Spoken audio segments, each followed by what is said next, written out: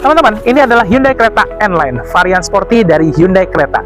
Sebelum mulai videonya, jangan lupa subscribe dulu YouTube gue @muhammadarfianalamsyah dan juga Instagram @arfiansyah23 serta Instagram otojatim.id karena gue suka menulis artikel ulasan tentang mobil yang berkualitas dan dalam di situ.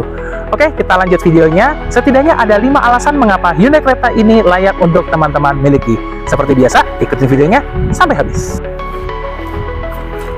Alasan pertama, karena desainnya rupawan teman-teman. Untuk varian N-Line ini, desain bodinya berbeda dengan varian yang biasa. Velgnya juga demikian, dia lebih besar. Terus kalipernya, lihat teman-teman, warnanya merah. Serta mobil ini ketika dilihat dari depan, samping, belakang, ini seolah nggak ada velgnya karena cakep bener. Lanjut ke poin yang kedua. Poin kedua yang membuat Hyundai Creta N-Line ini layak untuk teman-teman miliki adalah berlimpah fiturnya teman-teman. Mulai dari kursi dulu ya, kursinya sudah elektrik, bisa naik turun dan sandelnya bisa diatur secara elektrik pula.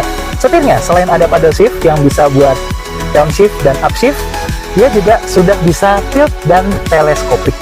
Lanjut, dia mobil ini sudah ada panoramic sunroof. Ini teman-teman bisa lihat, ini bisa dibuka, tidak hanya tirainya saja.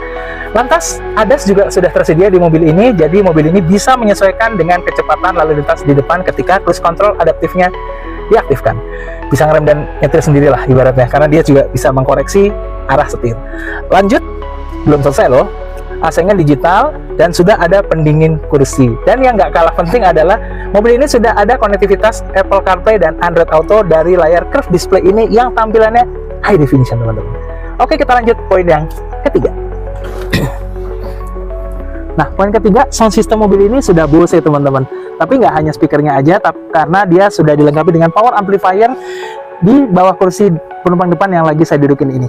Tata suaranya baik, suaranya juga jernih sekali, dan dapat menemani perjalanan teman-teman agar semakin menyenangkan. Lanjut poin keempat.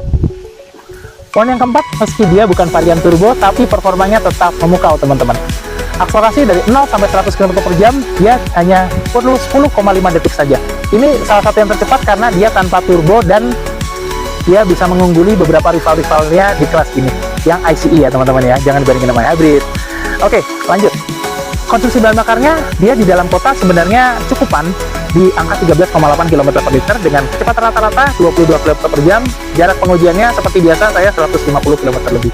Nah, hebatnya nih teman-teman, di tol ini saya nggak tahu ya, karena di Stargazer juga berlaku seperti ini.